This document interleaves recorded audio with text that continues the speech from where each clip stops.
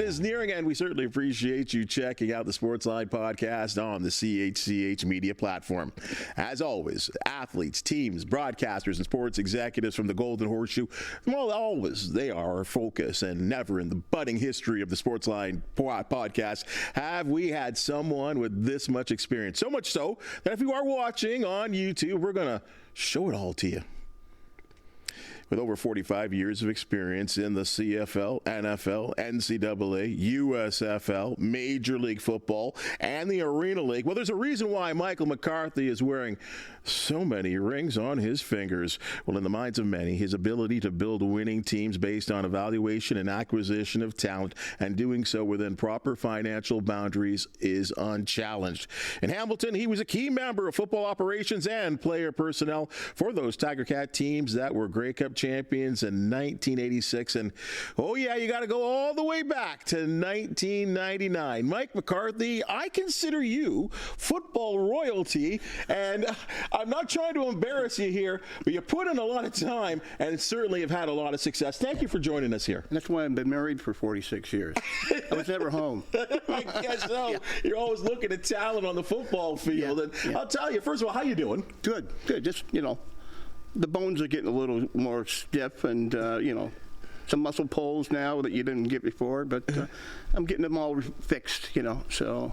Well, this is the crazy thing. I mean, when you were growing up back in the day, did you envision yourself as a football player?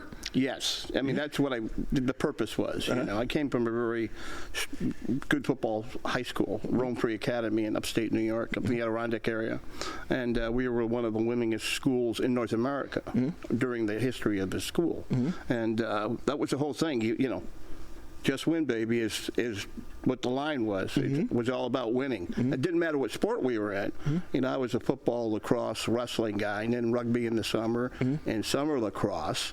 And that's what we all did, and we won a lot of championships in swimming and gymnastics and basketball also. So, I mean, it was really a great little city to about 60,000 people, and it was right, what they call SAC Command used to be there, Strategic Air Command.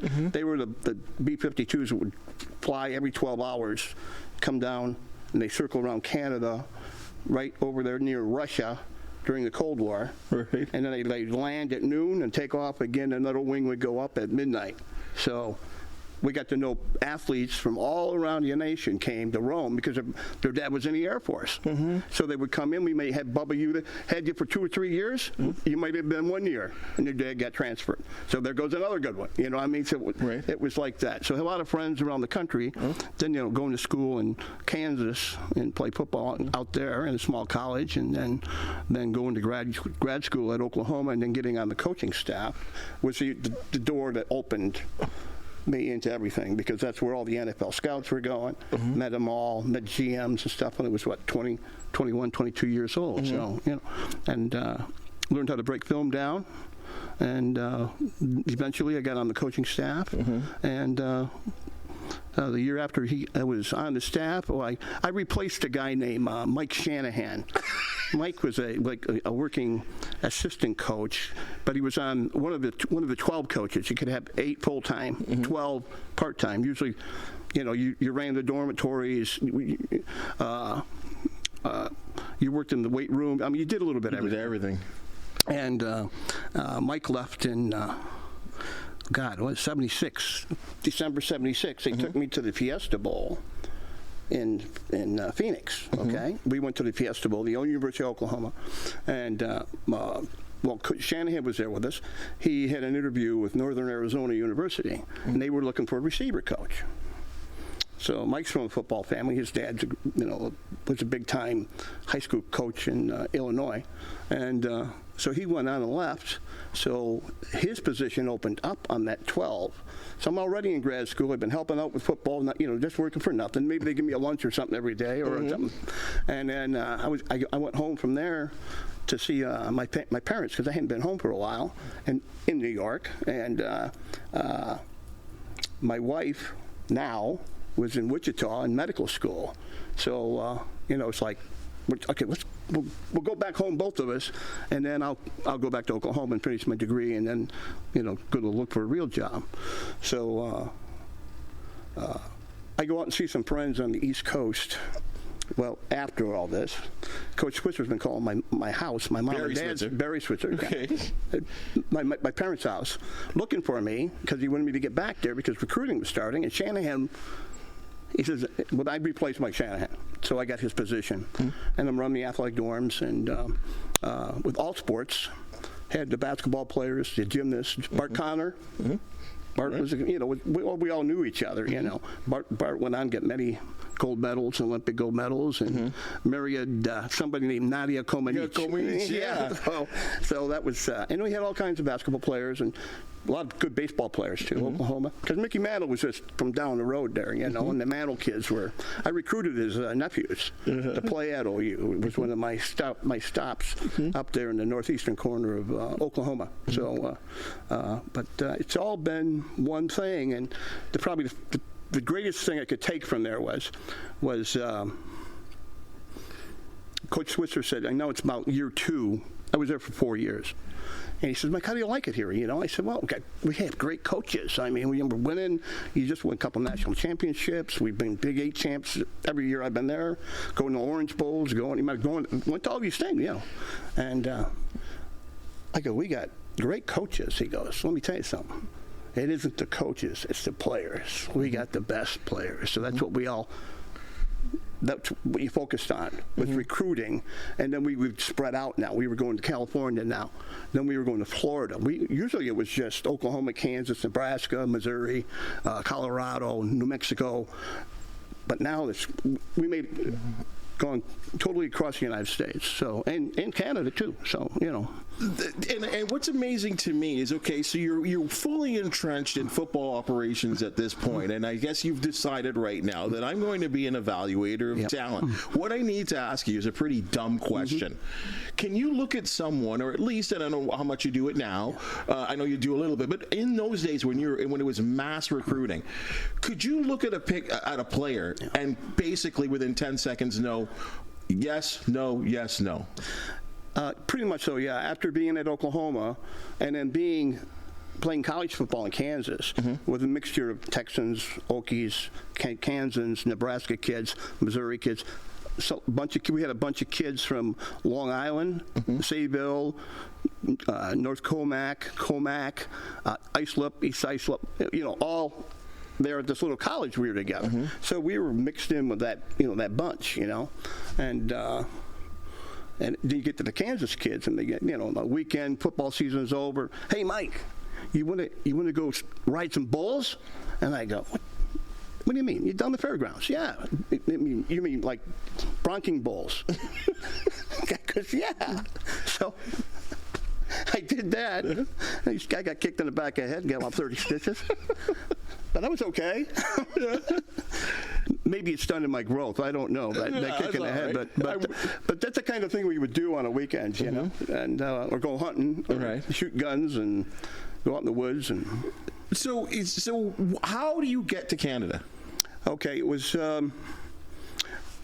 Number one, CFL would come down to Oklahoma. Not every team, but Ray Newman, who was with the Edmonton Eskimos for a number of years, and recruited all those quarterbacks that they got there for Huey. And then Ray became a friend because he would come down odd times of the year because the seasons were a little bit different, us starting in May in the CFL, and the NFL wouldn't start till really August, end of July. So got to know Ray really well. And then a guy named Joe Faragelli. Joe Faragelli. Mike Faragelli's dad. Yeah. And then Joe was a head coach at Edmonton, and he was on other staffs too. And I think Saskatchewan, he was a head coach. Yes, he was. And so I got to know him, And they're telling me, and then back in the day, the athletic director, head coach at Texas, oh gosh, I'm forgetting his name, had played in Edmonton. I'll call you later today when I remember his name. Okay. So he was from down there, and I knew him too. I mean, just because of Oklahoma, we'd have these big athletic banquets, and we'd have all kinds of people, and they were like Chuck Fairbanks would be in there, and Chuck had left Oklahoma. That's when Switzer got the head job, and Chuck went to the New England Patriots, and then so that was kind of my key going into the Patriots. He had left and gone to Colorado, and everybody said, well, you know, he wanted to be the athletic director and head coach in Colorado. So at the end of his career, really in National Football League, he went and went to Colorado. So that opened up. That was because I got to meet some people from the Patriots. Mike Hollaback, who was a historic. He was in the same PT crew. Well, I guess you could call him squadron. During World War II with John Kennedy. Oh, so, wow. You know, on the same, they were in the same battle station. So, and then that was kind of cool talking to him about all that kind of stuff. And those boats were made of plywood. And they're getting shot at by destroyers and submarines and I mean, just stuff. All kinds of stuff. You know, and a lot of history there. So. But so that opened that all up. I got to know people because they were scouting for NFL teams. A guy named Tony Rosano, Dick Steinberg was maybe a name you remember. Rosano was the one that helped put the 49ers Super Bowl teams together. Right. He was the personnel guy, assistant GM, eventually the GM with Bill Walsh. Bill Walsh, the Walsh years, right? Yeah, and see, there's another hook. You know, we played Stanford in '78. In Stanford was our opening game, and Bill had just come back. From I don't know if he was at California. Well, anyway, he was a head coach, and then. The head coach for Minnesota Vikings was on the staff, and there's another name I'm forgetting. But all these guys were, you know, you would see these guys all the time, and then they talk to you, and you call them up and say, hey, Coach, can I get some film from you? Like when Coach Bud Wilkinson, historic Oklahoma, he's a guy that won like 56 games in a row in the 50s. Wow. In the 50s, in Oklahoma, I don't know what, 3 or 4 national titles, and you know, was all. And Bud became a senator, but he did ABC college football. That's probably, if you remember way back, I'm a lot older than you are, so you know. But he used to do Bud Wilkinson used to do ABC or CBS college days, and then he at the end of his career doing that in TV, he took a job with the St. Louis Cardinals, and he would call. And I was like the film guy too. So if you were looking for a film, you were a coach, and you check it out. Our guys, you know, our players at Oklahoma, you know, they'd call me to get some film, 16 millimeter film, no video then, 16 millimeter in the cans, and send it out for them to see what, you know. Or they could come here, so you know, to Oklahoma, and we'd have 50, 60 NFL scouts go through the whole season. I mean, right in through the winter and the spring, and these combine things that are happening now, they weren't like that back then. You'd have a little workout at your school with your seniors. And that was pretty much it. And then come along 1980s, that's when they started the National Football League Combine. And the first one was in Phoenix at Tempe. So you're bringing all the college talent together. Yeah, they're bringing all the So I was living in Phoenix at the time. So it was kind of cool there because I was working in the United States Football League, but yet I went over and mingled with everybody. Right. So when I was mingling with everybody, there was Ray Newman was there. Ray goes, Mike, what are you doing? I said, well, I'm going to have to get out of here. We just, you know, the ownership's changed from, you know, George Allen's resigned, and the life is changing again. We're going to load up. Now I got 2 children, you know, and start packing again. At least we didn't buy a house in Arizona. We had to sell the house in New England. But he says, hey, Mike, this is Ray Newman, the Edmonton guy. He says, hey, there's openings in Calgary. Hamilton's got an opening. Their personnel guys leaving. And I said, well, Joe Zuger was here last week, you know, at practice, the Arizona Wranglers practice. And he said, yeah, Joe's the GM. He said, call him, tell him. His guy's leaving. So, and I met him and talked to him. And then, of course, he was real tight with Frank Kush. Joe was, because he had played at Arizona State for Frank Kush. And I knew Frank just from being there in town. Tough guy. Yeah, tough guy. Yeah. Hey, he worked in the coal mines in Pittsburgh. He just didn't, you know. Tough man. Yeah. And so that was an opening. So I started calling Joe, and then I knew Al Bruno. Right. Al was at Harvard when I was at Brown at the same time. So I'm going, well, I know that guy. You know. And I called Al one day. You know, I said, Coach, Mike McCarthy. He goes, I know you from somewhere. I said, yeah, Brown. Brown. About 2-3 years ago. You know, whatever. And it's funny. And he says, well, I'll tell Joe. I said, no, I met Joe. He's gonna fly me in. I just want to give you a heads up that, you know, I always kept calling you for a job at Harvard. You know, and he wasn't the head coach. He was the offensive coordinator at Harvard at the time. But then he got a job in Hamilton, you know, as a scout in '82 or '83, something like that. And then he left Harvard and came here. So, and then of course Al played with the Argos back in the '50s and on the Super Bowl team. I mean, Grey Gup team. Grey Gup team, and then he played for, you know, he was a hell of a basketball player at Kentucky. He played for Adolph Rupp and Coach Bruno's, but he had been around the block too. Well, you know? Rupp, and they got an arena named after the guy, right? That shows you how great he was. That's it. So, so that was it. That was my opening of the door. So I get here. Joe calls me. I fly in here in March of '85, and Ray Jones picks me up at the airport. First, you know, legendary. Yeah, and legendary doctor. He talked for an hour, never stopped in the car. And we're going over the bridge, you know, over the harbor, and he's just telling me all about Hamilton. I said, Ray, I've been here before. I mean, I'm not, you know, I said my parents lived 5 hours that way, so in New York State, and then. And I had scouted all the CFL teams that spring when they went to training camp in May. So now it's the year later. It's a year later now. So I said, I've been to Regina, I've been to Winnipeg, I've been to Toronto, I wasn't at Hamilton, I was in Ottawa, I was in Montreal. So I went to all these places scouting. There's practices in the spring, and then, you know, to see who we could, if there were some prospects that we could bring, because we were paying good money in the United States Football League back then. I'll bid all the NFL teams for the players, and a lot of guys stepped over and played. A lot of those great quarterbacks that ended up playing at Jim Kelly, Jim. Yep, I drafted Jim with Chicago Blitz, and he was the first. He was on the territorial list for Tampa Bay Bandits. Okay, that fall, going into that spring of '84. Jim blew his shoulder out. It was '83. I think he blew it out, and now his draft stock dropped. Okay, so there was a pro day, like in February or March, where he was throwing. So Coach Allen got me a ticket and went down there and watched practice. He said, "How's he?" I said, "You wouldn't know anything. You wouldn't know he had anything happen with him. You know, he was just a tough guy." And he was from Pennsylvania. My mother's families are all from Pennsylvania. So it was like, you know, talking like somebody I knew. I had a lot of cousins in Pittsburgh. I got 1,000 cousins in the state of Pennsylvania, going back to the 1690s. So, and my mom's side of the family, it was Schoen, German. So, yeah, I'm a nice mix, Irish German. Quality.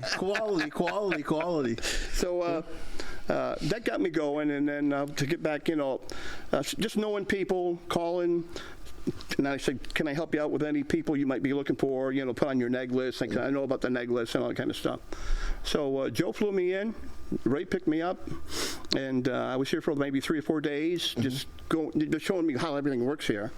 And, I said, yeah, okay. And then I had a lot of information for players and prospects, and specifically quarterbacks, because if you don't have a quarterback, you're not going anywhere. Especially in the CFL, yeah. So, and that thing Barry Switzer said, get the best players. You know, it was always in my mind to do that.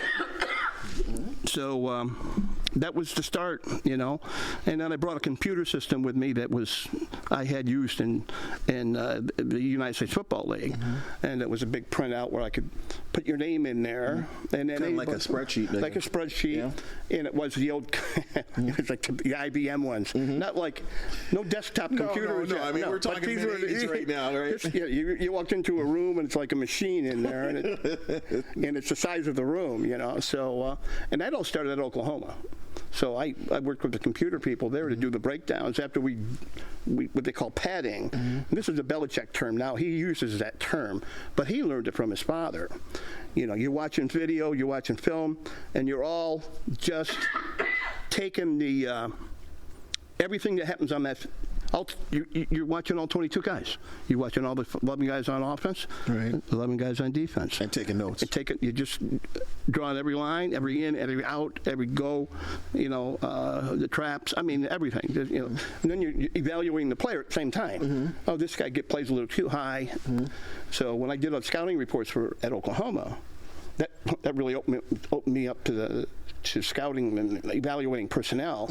I would take notes of how a guy was not playing well, or he was really nailing a guy, and I said, okay, this guy's their best tackle. This guy's, look out for this guy. He follows the play, as a linebacker. The safety comes up real quick, so maybe we could beat him on a deep pass or something like that because he just reacts. Yeah. So you're fully taking notes on players there. Everything. Yeah. Right. Yeah. So let's stick with this team here. So you're with the Tiger Cats now, and you were talking about a team that had been knocking on the door for some Grey Gups. Bruno's the head coach. Talk to me about that 86 squad that got over the top. Yeah, so 85, we went and played in Montreal, and we came back. I think we were 8-8 or something like that. And I had brought Hobart. Tedford was here. There was another young guy, but Jeff Tedford was a starter at the beginning of that in training camp. And then I said, well, and Jeff, turned out to be a hell of a football coach. I mean, he's all-time. Sure. And so we start the season really slow, 85, my first year here. And we're win some, we're losing some. It's like, you're like even 2-2, 3-3, next week, that kind of thing. And then I said, Joe, well, we got this Hobart kid he wasn't with me, but he was he's out of Idaho, and he played for Jacksonville in the United States Football League, and he was the run guy. Our PO guy, and I'm coming from a wishbone, Oklahoma. Old school. Billy Sims, Elvis Peacock, David Overstreet, big names. Kenny King. Kenny King. These Oakland, guys were all there with me. I was with all these guys. The best. A couple Heisman Trophy winners in there. An Outland Trophy winner. This is what the best look like. This is how they play. So you got a good vision of this, of how it works. Yeah, and I was her daddy, and I ran the dorms, the athletic dorms, and then I was strength coach too, and that was a new thing too.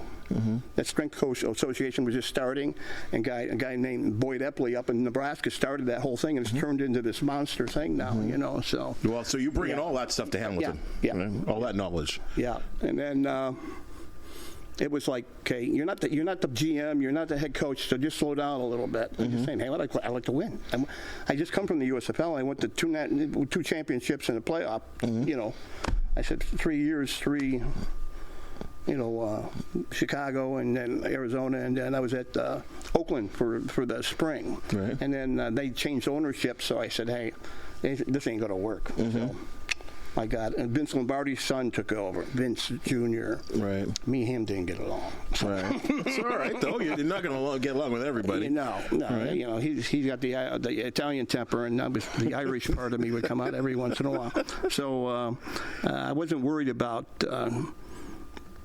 not getting a job. I just always got a job. Well, you knew too many people at this point. You knew so many people at that point, though.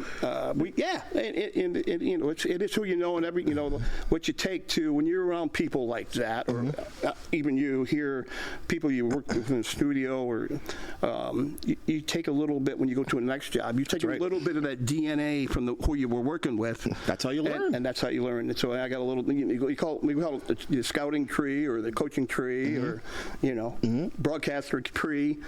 No doubt. Who was your boss and who was doing this and how did you work at it? You know, and me in Oklahoma was 24/7. You didn't matter what you were doing. You were always breaking film down, you know. So that 86 team, okay, why was it so special? What happened? We changed quarterbacks. Hobart came in, and then I brought in another backup, Tommy Porras, who was in the USFL with me, in Arizona. Tom was, and Chicago. And Tom was, and I don't know how many people know this, was from the University of Washington, and he was Moon's backup. Oh, Warren Moon, yeah, for sure. Yeah. So, but at college at the University of Washington, Porras was the backup to Moon at the University of Washington. They won a Rose Bowl. Yep. Yes, and then so I brought Tommy up here, and of course, I had him in the USFL in Chicago and Arizona, and then Hobart came in, and I can remember the day he flew in late in Buffalo, so I had to go pick him up. So, and I get there, he's at the airport, and I said, okay, we got to go across the bridge. I said, I don't have a work permit for you, so we might get stuck for a while. And it's already 1 o'clock in the morning. And I go and cross, I said, I'm going to take one of the Whirlpool Bridge or one of the other bridges. Maybe won't be so busy and guy just said, who's this guy in the car with you? I said, here's my work, because I just came in too. I got a work permit, to not yet citizens, but we're both. And I said, I have one for him, but he hasn't signed it yet, but it's right here. Right.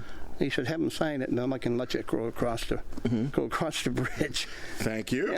Thank you. And then that was the start of the 86 change. And then in the morning, I took him right to training camp. We were in training camp at Brock, and Mike Farragelli, who was the offensive coordinator, got up early. And Mike liked to walk and jog maybe in the mornings all the time, and I'm just, I still haven't gone to bed yet. And he goes, "Who's that linebacker you just brought in?" And I go, That's your starting quarterback, coach." He goes, "What?" I go, "Yeah, you'll see." So. And once Hobart got on the field, he threw for 11,000 yards in college. He ran really well. Yeah, and he ran really good. And he was like, a Mustang loose when he, just started running around. He was, and then we changed our offense up because of that too. And instead of having a lot of guys go deep, we have Ken had a good arm, and then of course he had 85 team. He was a part of the 85 team. He popped the shoulder out at that game in Montreal, and that really cost us the game, and then we had a couple other things happen. But the foundation of the 86 team was part of that, right? And we had brought in a lot more younger DBs. I had another kid from the USFL, Lance Shields, played for 4 or 5 years here, and led us in tackles and as a secondary guy. Les Brown was here, and Les, he got hurt in that week, that 85 game, and then that hurt us big time. And so 86 comes, and we're getting better. We're getting better. We don't again. We're playing with 37 guys now. We don't have, the rosters were 37 guys. Okay. Yeah. So, you're. And then the Canadians were key.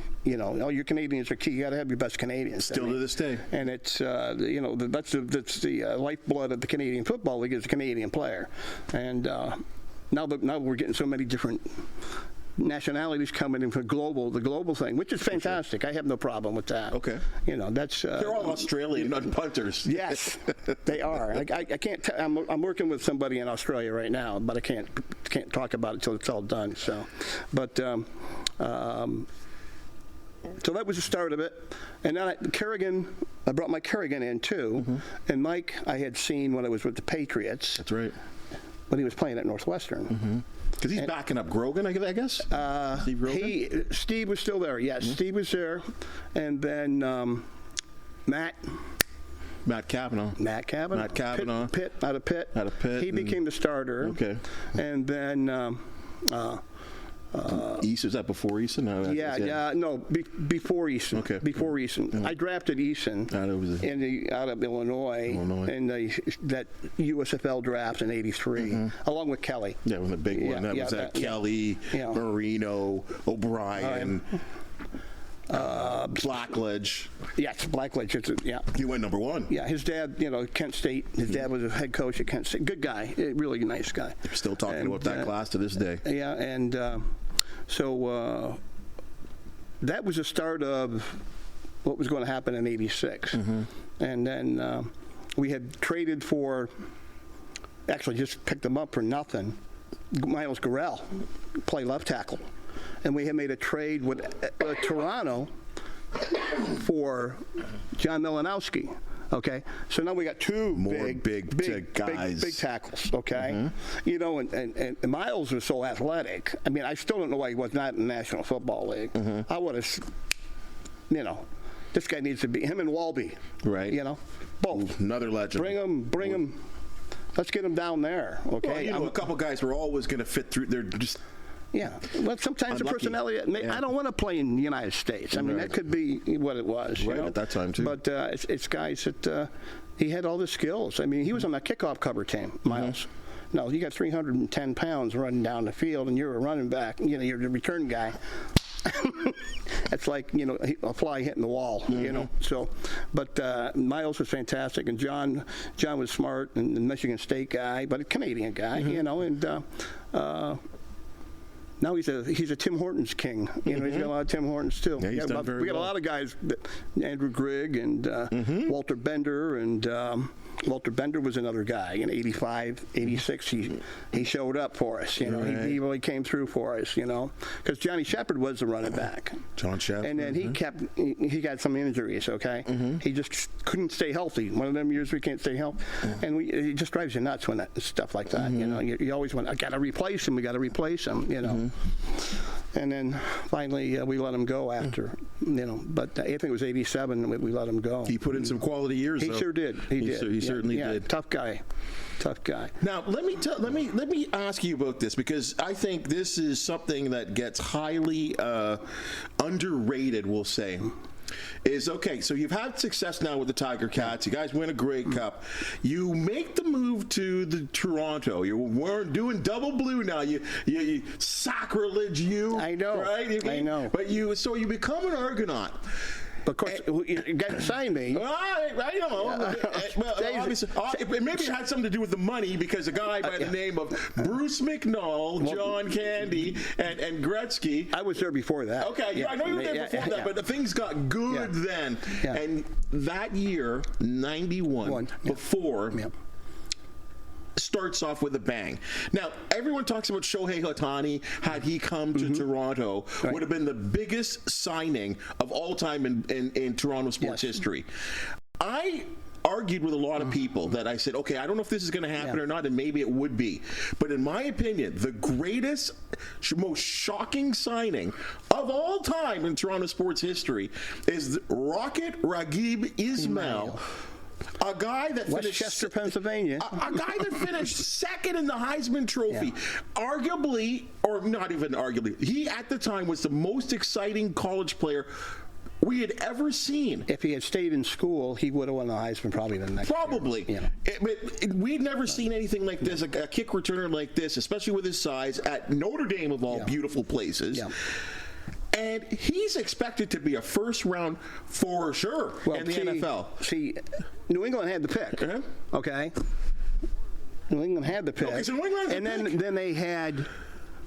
Rocket had this Team Rocket, like these 12 different agents working for him, for all this marketing stuff going on. And New England goes, they trade the pick to Dallas. So he could have been a Cowboy. He could have been But instead, he's an Argonaut. So how did you pull that off? Money. And it wasn't my money. Well, but you know, if I remember correctly, a 4-year, $26.5 million with about $18 million guaranteed. Yeah. And what I do remember, even more so, is that it worked out to about $6.5 million per year. Yeah. And the greatest player in the NFL at that time, Joe Montana, was making $3.5 million. Yeah. And here he is in Canada, cashing out. 2 years we had him, 2 years. But then my quarterbacks kept going down. And that was the biggest, going into 92. Mm-hmm. Matt Dunnigan got hurt again. Concussions. And Matt, he missed as many games as he played for us for 2 years in Toronto. Mm-hmm. And then crazy Winnipeg Cal Murphy, when he went to be a free agent, he gave Matt the deal of the century, but we treated Matt really well. I mean, even Bruce McNall and took Dunnigan and Rocket to Vegas, bought him some. They've had a great time. Mm-hmm. This was pre Rocket signing before we, made the deal. So how hard was that deal to pull off? It was a lot. Well, we actually did it in 5 weeks. So here's the deal: you're John Candy, and Bruce McNall, and Wayne Gretzky, and it's after we do the big announcement they bought the team and blah blah blah, and we're sitting in Ralph Sagio's old office, which was Ralph's office with the exhibition place, and my office was right next to it.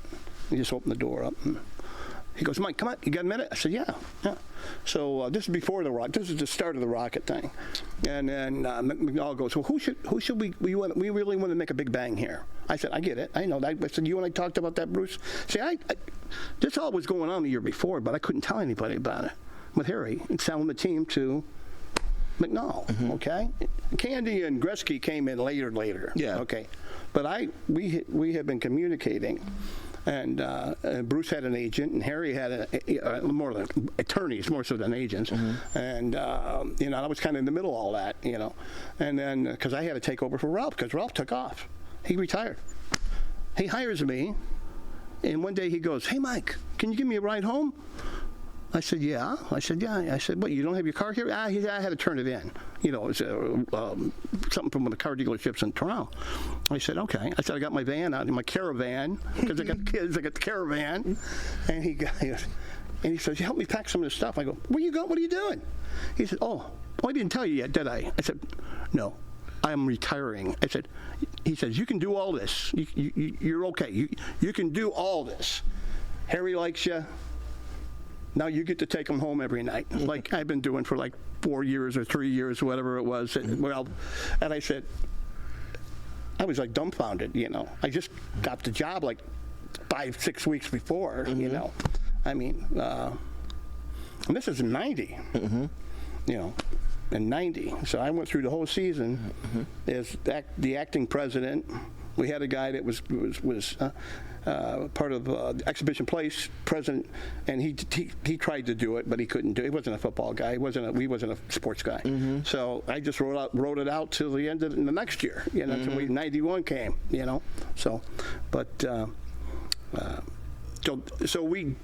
go, well, who do you like in the NFL draft? This is Candy, McNall, Gretzky, and I said, oh, the Rocket Ismail. Well, who's that? Who's that? I go, I'll show you who he is. So I had a little video and put it up. Oh, yes. And I said, yeah, he just, 2 months ago, he returned 2 touchdowns in the Orange Bowl against whoever they were playing, Notre Dame. Might have been Michigan. I'm not sure who it was, who the competition was, but I don't remember that. But that's how that started. Mm-hmm. And then I said, I can give you a breakdown of all the rosters, all the salaries, okay, in the NFL. And I said, how are you going to do that? I said, well, my attorney agent is in the NFLPA. I'm not going to say his name. Mm-hmm. But he has, all that, the salary information. Got all the info. Before they made it public. Now it's on the screen like a minute later, but it wasn't like that then, Mm-hmm. So that was a lot of fun, Mm-hmm. And then we started. Then I get a call from another guy named Ray Newman, another different Ray Newman, a black Ray Newman. Mm-hmm. And he goes, Mike, do you remember me? I said, where? He said, I saw you at the Shrine game. I said, when? What year? I met her every year. What year? So it didn't matter. He was like the head of the Team Rocket thing, you know. And he says, is this for real? Because I hadn't, you know, because it hit the wire like the Kings, the LA Kings, are playing in Edmonton like 2 or 3 days later. Okay, we're down there, and we've been keeping this quiet. You know, that we're even going to attempt to do something like this.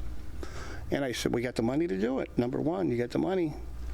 And, you know, I mean, he's got the hockey team. I mean, you know, and he's got, you know, he's a coin collector worth millions of dollars. I don't know how that all worked out. But I'm watching the hockey game because the Kings are playing in Edmonton.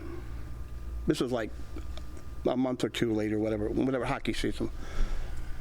And intermission, hockey, first intermission, they put Bruce on because he was in Edmonton. Because he probably was cleaning up the deal he made with the Oilers when they brought him Gretzky to L.A. So, and he puts right there. We just met with the general manager, Mike McCarthy, and Toronto, and we decided that we'd like to pursue Raghib Ismail from Notre Dame because he's projected to be the first-round draft choice in the NFL draft. And my jaw just dropped, you know. Sure. And then the phone rings at my house in Stony Creek. No cell phones yet, okay, for 2 or 3 hours. I never knew so many people had my phone number. And it was like Boston. Yeah, because I was a Patriot, so they all got a kick out of it. Yeah, you've already laid down 25 years of connections, right? So it was funny as hell. Like, people don't realize how big this was. Yeah, it was huge. It was huge, and I'm trying to just keep it, you know, especially the money part, you know. And, you know, I've been around a lot of people with a lot of money, you know, and I mean, with David Braley. I mean, David, yeah. He was a zillionaire. I'll tell you what, he did so well. You know, thank God for him being around at the time we needed a guy that had, you know, and two teams.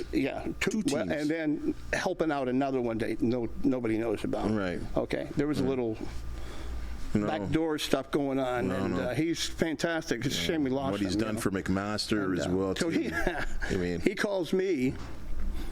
Dave does, because I had left Hamilton to go to Toronto after that '89 Grey Cup, which is still the greatest Grey Cup ever played. Oh, for sure. You know, and it's a shame that the referees didn't know that it was just going to be the greatest game, and they were horrible in that day. I get on their ass all the time. It happens. And then Bill Baker was like the acting commissioner, right? So I get called by Ralph about 10 days before, and he wanted to talk to me. He says, I already talked to the owner, Harry Ernest, Mike, and I said, he said, hire that guy in Hamilton if you can get him. So, I mean, I had been there 5 years, and we were in 3 Grey Cups and 2 playoff games, and, you know.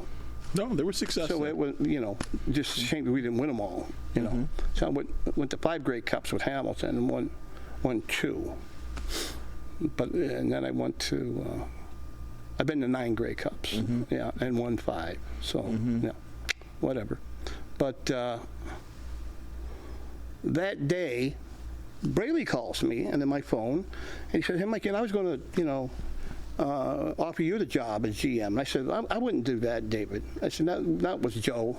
I mean, Joe brought me here, and Joe's the GM. And he said, no, I'm going to make him president or something. You know, just, you know, you would be in charge more of the football stuff. I said, well, I'm in charge of everything over here. Right now. I don't know how long that's going to last, but so that was kind of cool. You know, we stayed in touch. You know, then in '96 I go out there when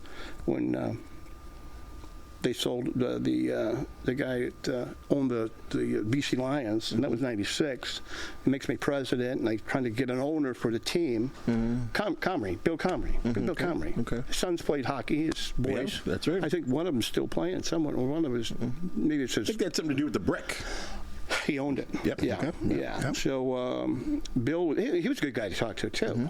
And so I go out there, and Skelbania had bought the BC Lions like he did with the Montreal Alouettes in the 72 or 3 or whatever that was that he turned the L's into the Concords, whatever year that was. These Concords are good. Yeah. That was a great just idea. throw that out there. So now now I've been working for Harry Arness, McNall, Candy, Gretzky, Skelbania. I mean, it just was kind of piling up on top of each other.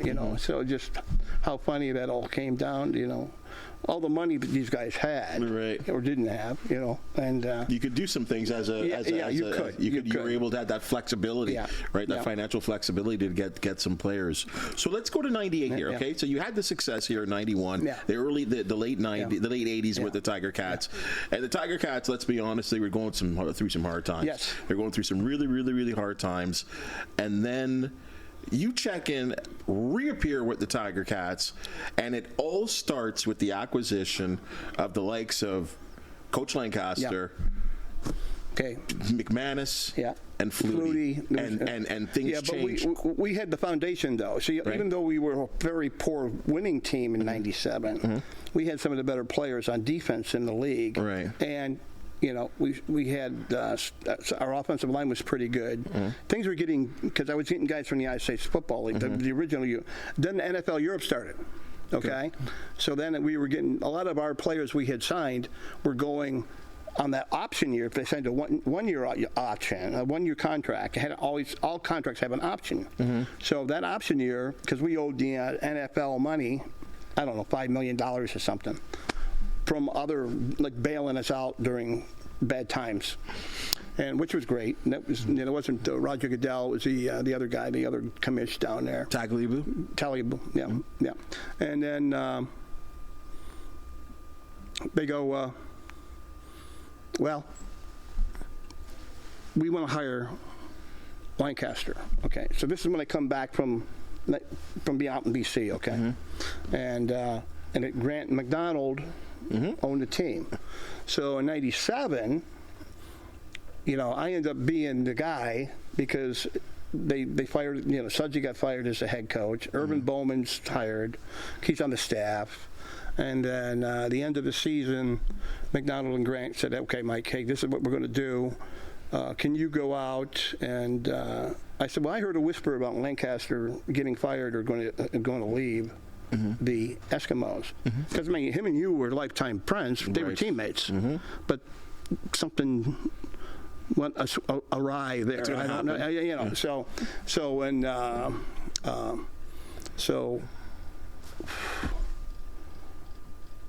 I go to David McDonald. I said, I'll go out to the Grey Cup was in Edmonton that year, '97.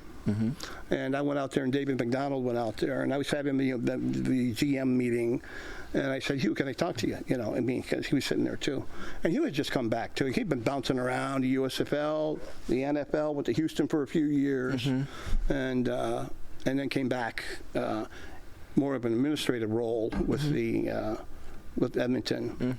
He's probably got 15 Grey Cup rings. I mean, I don't know. This guy's, he's been around a long time, So, so that deal happens, and we get Lancaster. I talked to Ron. I had dinner with him in a hotel there. In Edmonton, was it Sheridan? I don't know. I can't remember what it was, but so I met with him, and Ron was a guest coach with us, all in the '80s, pretty much '85, '86. He'd be not doing the TV stuff. Yeah, he was doing the TV, he would be with us, as a guest coach down there and working with the quarterbacks. Worked with Kerrigan, worked with Hobart. So that was really good. And of course, I had Ronnie Jr. with me. And he really isn't Junior. He's got a different middle name. So in Toronto. So I had his son with me too. He was a bright offensive mind. So we had a little contact there, just working together, and so '98. So that all goes down. We get Ron's going to sign. He signs his deal, but he wants to be the director of everything. but he didn't get the GM job, but he got. And then Neil Lumsden was here, in and out. In between, he got here in '95 or '96, whenever it was. And Neil was like they gave him a title of GM Business. Okay, so everybody assumed he did all the football too. And no, he didn't. It was me. Signing the players. I just controlled what I wanted to control. But now Ron wanted to have all that control. Right. And I said, okay, do what he wants. I don't care. I can live with it. No big deal. Just make sure you give me a little bit of extra on the side here.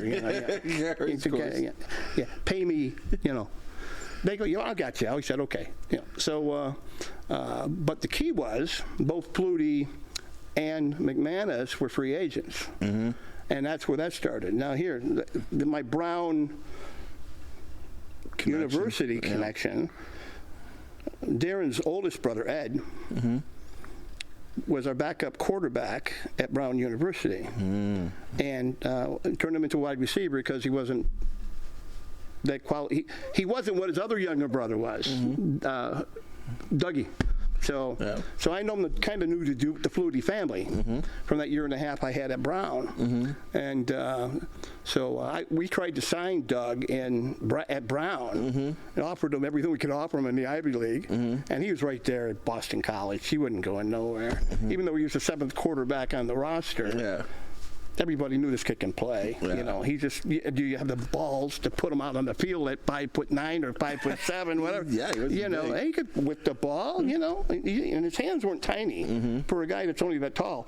He had pretty long fingers. But there was a stigma. The quarterbacks had to be 225, 6'3" with the arm, right? That was the way the quarterbacks were looked at. And Doug, Doug could do. He was a magician. He'd go this way and then that way, and then almost he's doing the Mahomes stuff that's going on now. Doug was ahead of Mahomes, and didn't have that kind of arm, but he could find the open guy. He was great at finding open receivers all across, and so there's the term that they use a lot right now: extending the play. Right. And he's out there for 25 seconds running around with the ball in his hand, and then he throws it. To wear them all out. So he was, so there was a connection there too. And then Darren knew that, and then I did the deals, put them together. I said, well, how much? I go to how much can I pay these guys? How much you gonna, So he said, well, you just do what they want, see what we can get done, and make it work. And I said, check with Ron. I said, oh yeah, sure, And so I go, and my office at Ivor Wynn and Ron's office, it was the old GM office that Sazio had and Godar had, and Joe Zuger had, and we put a wall retainer between it. So we had one door, and then of course I had a little door going into my half, and Ron was in his half. So that was kind of, you can hear everything going on. Anyways, there's no soundproofing in that place, and so that led to the beginning of it. But I said, Ron, we have a great defense, we really do. And then we brought Sudsy back as a defensive coordinator, and brought along Dennis McPhee and who else was on that staff defensively. I don't even remember. Maybe that was it. Linebackers, DBs. Sudsy did both. He did head coach. Yeah, there was less coaches than there are now, right? I mean, specialty coaches now. And right? That's crazy now. They got players. 18, 15 other. So many. It's just so specialized now, and right? we only had 5 guys in our football. Right. We were operating with Harold Ballard at $2.5 million a year. And we stayed under that cap. We stayed under that cap. Right. At that time, that's what the cap was. That's why Harold probably loved you guys. Yeah. I had some great times with both those guys. Him and King. I miss those guys. Yeah. Some funny stories. I could tell you some stories. I think I know too much about Harold. We can't go there. But here's a quick one. Okay, 1 second. Okay. 85 Grey Gup. I got to pick them both up at the airport. Okay, I get them both. Getting them in the car is another thing, okay? Then we go to the stadium. We're going to the Big O, and we're going down there, and now it's packed. They came in late. I'm driving through all this traffic. Grey Gup day in Montreal. Kickoffs at 4 o'clock, but it's seemed like that long. I was in the car. And get to stadium, I got to turn into the same. We had a parking. I got the parking pass to go in into the basement and park down there. But meanwhile, here comes a parade of Mounties on motorcycles and horses with the Prime Minister, Mulrooney, in the limo to turn right, and I'm across the street turning left. So the copper goes. He goes, that's it. I said, what? I got to get these guys in there. And they go, well, you can't go ahead of the Prime Minister. I said, well, I got King Clancy and Harold Ballard here. I said, that's only the Prime Minister. Without these guys, this game ain't happening. The guy goes, okay, stops the procession.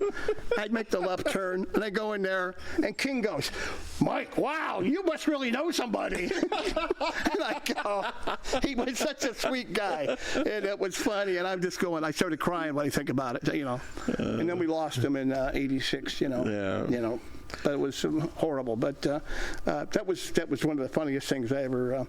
I don't know who that cop was, if he got fired or what. I don't know. Whoa! I could think it was a King of England or something. He's going, who? When you think about that 1996 team, 1999 team that won, what was so special about that team? Same team, tweaked it a little bit. Had better pass rusher, got another pass rusher. Had couple guys got hurt the year before that were healthy. And we owed beating Calgary. I mean, we had some bad games out there, and even '98. We go ahead. Eric Jamerson gets a little out pass, scoots down the field, scores a touchdown, with a minute 2 left on the clock, whatever. So we're going to kick. Are we going to kick the extra point, or are we going to kick, or go for 2? Go for 2. I said, just kick the point. We're ahead. Puts us ahead. And it's only going to be 58 seconds on the clock. That means, And now they're discussing it. Penalty. Move it back. Then we miss. Then we don't go. We don't kick it. Nothing happens. We try to throw a ball. It was a sack, and then we have to kick the ball off. Ozzie kicks the ball off, and he. Probably the worst kick he ever made in his history of his life. It came up short. It was inside our 50-yard line. Okay? So that's another thing I learned at Oklahoma. Always kick the ball over the 50-yard line. Please. So, and then they got the ball, and they came right 3 passes, kicked the field goal. That was it. But that was the sour taste that was left in the mouth, and why that '99 team and it was the same responded. Team. And you're facing the same team, right? Team. And then Dickinson and those guys. And you're getting them, and you got them, got them. And the crazy thing to me is this community that loves Tiger Cat football so much. I mean, people rave about the people in the province of Saskatchewan and how much they love their riders. We're seeing, I would say a recent revival of the Blue Bombers in Manitoba and what's going on there. But the Ticat fans have been waiting. They've been loyal. Yeah. And I'm going to leave you. This is my final question for you. With all the years, leagues, all the things you've done. And I know you're still in contact with some of these people too, because you're Ticats Walk of Fame and all this stuff. Halls of Fame. We got a new staff in there right now. There's Coach O's, the president or whatever, and gone from the sideline, and a new head coach in Milanovich, and Ed Hervey is the GM. Yeah. Is there anything you would tell them that you would say? This is the way to do it. Knowing Milanovich, because I was with him in Montreal, right, for 5 years, and we went to 3 Grey Cups in a row, and 8, 9, and 10. And with Anthony Calvillo, who you got here in Hamilton. Yeah, well, I brought him here, and then Sudsy did the first contract, the first guy, and then I went out of town for a while, and then I came back, and then we were giving him his option. He had played his option on it, so. but Ron didn't want him. Lancaster didn't want him. So that's how he ended up. We just put him on waivers, and because we signed Danny. Yeah. And I said, okay. I said, well, it's okay. I mean, but we didn't have the money that was to him was going over here to this guy, so we couldn't keep him. No. I mean, Danny paid off. Danny, and he was, Dan, awesome guy, tough guy, for sure, and could throw the ball. Quick release. Yes, he did. Well, of course, we shortened that little gap too. He would take a step back and then hit Pluty or Emerson or Grigg, or Morreale. Yeah. We had a lot of Canadians on that team too. Good old Mike. Yeah, we had some deep guys, and it was. But what would you tell these guys now? Oh. What would you tell them? Just make sure you have or form a team of winners. Where football means a lot to them, because you got to take it a little farther. You take it the next step. The unity of the '86 team and the unity of even the '98 and the '99 team. These guys all hung out after practice. They'd have barbecue. They were a team all day long, all night long. These were guys that loved each other, and that was really cool. To see this. And. And just make sure you got a healthy quarterback. So that's why I kept bringing them in, because they kept getting hurt. They kept getting hurt. You got another one went down. Another, in 1990 Eastern Final in Winnipeg, I'm playing with our fifth quarterback that was with us. It was Johnny Conjemi. Then it was Tommy Porras, and Dunnigan was down. He didn't play in that game. Ricky Foggy was hurt. He didn't play in that game. And that was it. I mean, we ran out of quarterbacks, and it's like you have a quarterback, and it's like the eye of the beholder. It's not just about you having great ability and signing guys like that, but you want to think about it like this: is that that ability is what you really feel. You get a guy to come in, and you got to battle people, So, but it's all changed now. The money's higher now. There's $5 million point something on the salary caps. It's like seeing, the Tiger Cat quarterback, Bo, Bo Levy there, Mitchell. It's a shame he's been hurt. He's missed as many games as he's played in.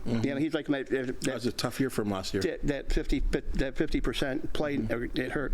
So, and I think Milanovic knows that. Scott's he's cool. I mean, I was around him, and I tried to sign him here back in the '80s when he came out of school out of Maryland, and he went to go into coaching. He said after he bounced around some NFL training camps for years. I don't know, 4 or 5 years. I don't know. And then I said, I had him on the mega list, and he said, hey. He said, "No, I'm done. I'm going to coach." I think he made the start. I think he did pretty good. He did pretty good. Yeah, so I think you're in good hands in that.